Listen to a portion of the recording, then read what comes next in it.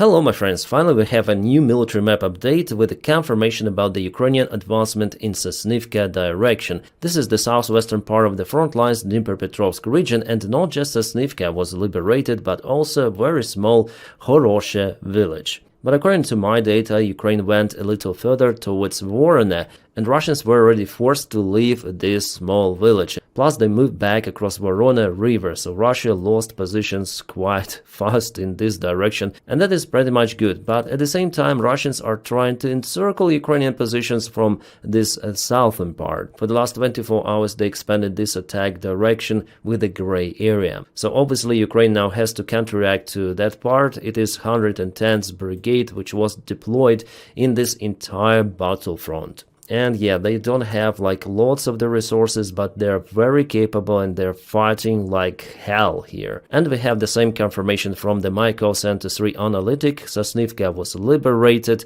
Horoshe as well, and the Vorna village is fully in the gray zone. But again, according to the information from the ground, it looks like Ukraine liberated this one as well. So 3 villages per couple of days. Fantastic. So the situation on the front lines is not that great for Russians in general. Yes, they got some of the success before, but now we see how they bogged down in multiple of the directions. Yeah, there is now a threat for Pokrovsk, for Konstantinovka. Russians entered Kupan city, but everything of that for now is not very crucial or disastrous for Ukrainian army. And in multiple of the directions, Ukraine even manages to counterattack. Like for example, in Pokrovsk-Dobropilya, many of the Russian troops were just encircled by Ukrainian forces. Fantastic. And we see that previously profitable direction of Dnipropetrovsk Oblast is not that profitable for Russians any longer. They also start to lose the ground there because they're unable to secure the territorial gains they have, which means in general disorganization of the Russian army. Plus, every day Ukraine strikes Russian refineries. We have some interesting news about that one. Oh, what is that? A fire of the Russian refinery? No way! This is the Kirchnefteorg-Synthos refinery located really far away from Ukraine, roughly 1000 kilometers. And this is the NASA satellite fire detection image, so definitely there is a kaboom of this refinery. This refinery is located in Leningrad Oblast. The previous refinery also was hit out there. So Russia lost 2 per day. Yes, they didn't burn like entirely, but Ukraine usually hits the initial distillation units, and without those you cannot refine oil. It's impossible. And to repair those distillation plants, well, you need lots of the time, money, which Russia doesn't have.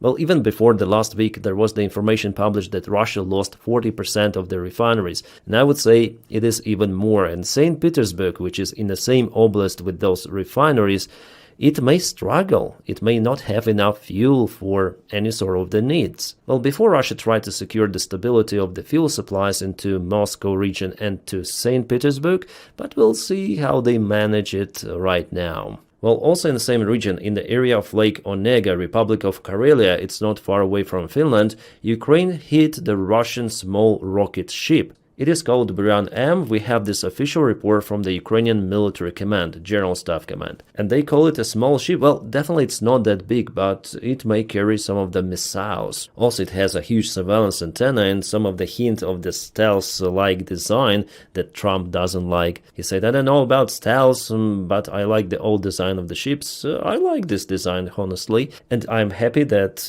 it was probably hit. Probably, I mean, because I cannot confirm it by 100%. Yeah, it's better to trust our officials, but I would like to see some of the drone videos, footages, eyewitnesses. For now, I don't have those to present to you. Yesterday it was the same stuff with some of the radars in Crimea. Still, I'm waiting for more confirmation. I hope it will be provided. So the ship was somewhere over here, hit not far away from Finland, as you see, and this is the occupied territory of Finland, Karelia region of Russia. Soviets occupied this region of Finland and still keep control over it. Targeting Russian ships is important because they are used for provocations against our allies. For example, Denmark reports repeated Russian naval provocations in its straits. So Russian ships go close to Denmark and they aim their weapons towards very important military facilities. Well, I guess Ukraine may handle this threat for NATO because Ukraine is an active war state with Russia, and that's why with the proper weapons, Ukraine may try to eliminate Russian ships. And by the way, Ukraine already did it using, for example, Storm Shadow missiles. Ukraine absolutely demolished Russian big landing ships. Also, a couple of the missiles hit the Russian submarine in Sevastopol. So this red line for Russia has already been crossed, and today's kaput, possible kaput of the Russian ship close to Finland is one more evidence of the Ukrainian capabilities. I guess Ukraine will not stop on a spiderweb operation. No, it will expand. And Zelensky said that there's gonna be way more strikes on Russian territory, as well as different Ukrainian officials. They confirmed this information. Maybe there are going to be some of the missiles even used, and if we trust some of the legacy media, if we may trust them, well, they say that the United States and Europe will provide Ukraine with precise intelligence to bypass the Russian air defense to hit more of the Russian refineries. It is outstanding. About Tomahawk missiles, some of the media say it's not possible, like for example Reuters. Other media say that Trump really wants to supply Tomahawk missiles, but he thinks that the United States would need those as well. That's why he's not supplying. Well, we'll see anyways. After all, Ukraine has its own missiles. It's Flamingo. It's way bigger than Tomahawk. It's actually good from one side and bad from another side. It's way easier to shut down that big missile compared to Tomahawk, but there were even the cases then Ukraine used Tupolev 141 Strysh. Actually, it's the flying target for practice, but Ukraine configured it into the real cruise missile with some of the payload, and in 2022, those reached Engels airfield. And you see the design? It's very, very similar to Flamingo, and the size is almost equal. And back then, Russians were not capable to shut it down. So I'm still quite optimistic about Flamingo because Ukraine has the experience sending those big flying objects really far away into Russia. By the way, it was the first strike on Russian strategic bombers. At least one Tupolev 95 was flatlined, the other one received damages. Well, Russians, they're actually trying to shut down drones and missiles flying to them. However, still they're not doing it very effectively. Russia itself is big, but recently they put more of the air defense systems close to Ukrainian border because everything flies, after all, from Ukraine. So they want to build defense lines from their air defense systems. However, they're in lack of those because Ukraine may launch drones towards Krasnodarsky Krai, to the southeast, also to the north, to Leningrad Oblast, as it happened a couple of days already. So I don't think it's really possible for Russians with their current amount of the air defense systems to build that line, especially when Putin wants to get those air defense systems to work for him personally in the places he lives.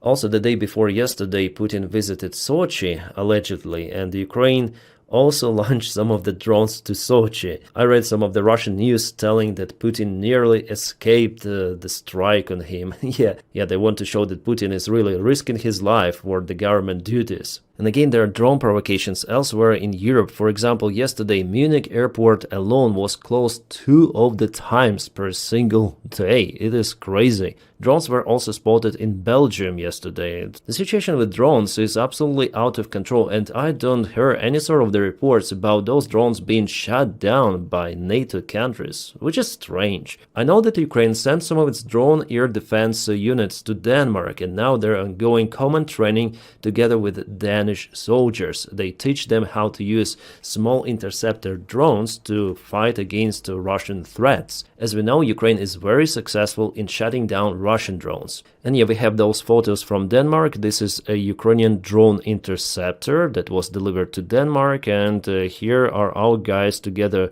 Yeah, Ukrainian flag is over there, and probably that's a Ukrainian drone operator, so they're doing this common exercise. So because Russia is unable to reach its goal on the front lines, they start, what? Once again, attack Ukrainian civilian infrastructure. Today in Shostka, Russian drone hit one of the civilian trains. Unfortunately, there are some of the life losses among Ukrainians. Not military, no. So this is the carriage wagon very close to locomotive, and it's been hit by Shahid drone. And definitely this is a civilian train.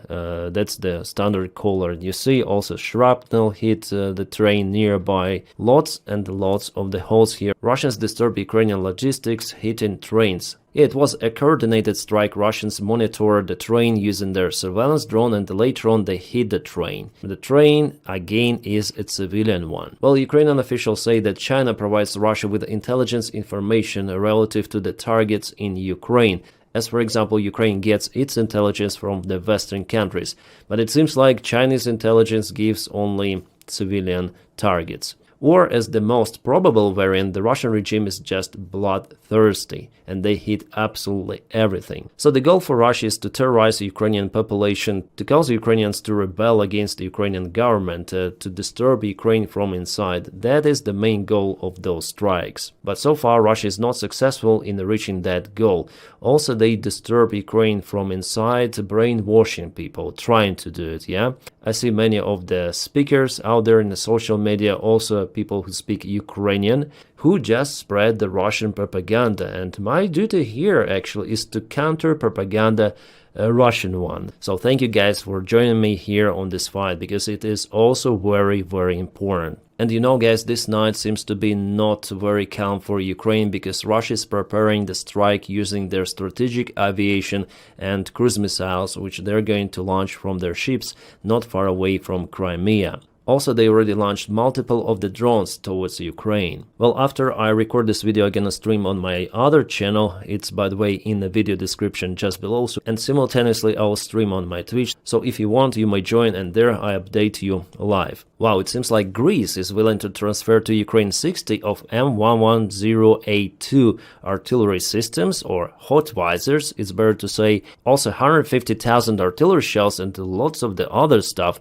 Greece, thank you. Well, for now, Greece has just plans for it. I hope that they will go into real life. The situation with the Czech initiative might be put under the question, because their populist Andrej Babiš won elections. It is very bad for us, for democracy, for Ukraine, because many times he said that he's against Ukrainian EU membership, and also he's against Ukrainian military support, especially with the Czech initiative. Well, Petr Pavel is still a president out there, but we see how far rights are winning elections. Usually they've been fed by Russian money. Also, leftists, by the way, were fed by the Russian money, but they didn't go into parliament this time. People didn't support them, so far rights or far lefts, they usually have the same idea actually, and the same sponsor in Moscow. So there's the chance for Czech Republic turn into some sort of the Slovakia or even Hungary. But in Hungary, I'm sure that Orban is unable to win next elections. He's not popular. He was in power already for a very, very long time, and people just got fed with Orban. They want to change him. But despite who is winning those elections in whatever country, Ukraine has the same thing to do, to defend itself against Russian aggression. With support of the other countries or without it, Ukraine has no choice. Georgia is on the protests again. What are they doing there? Are they burning the Russian flag? No way! Russia will scream that it's Russophobia. Oh my god, for what? Poor Russians. Why do they burn their flag? Come on. Yeah, I'm still, guys, wondering how was it possible for Georgians to elect pro-Russian party after what Russia done to them in 2008, of course. But yeah, it's the current reality, and they have to protest against their own main party. Yeah, people protest there even now, and they did it before after parliamentary elections, but there is no vivid outcome from their protests, unfortunately. Well, guys, if you want to support the job that I do here on YouTube, please follow me on Patreon. The link for my Patreon page is in the video description just below, or support me on membership of the channel, obviously, if you can. My friends, I wish you all a peaceful sky wherever you are, and have a great time.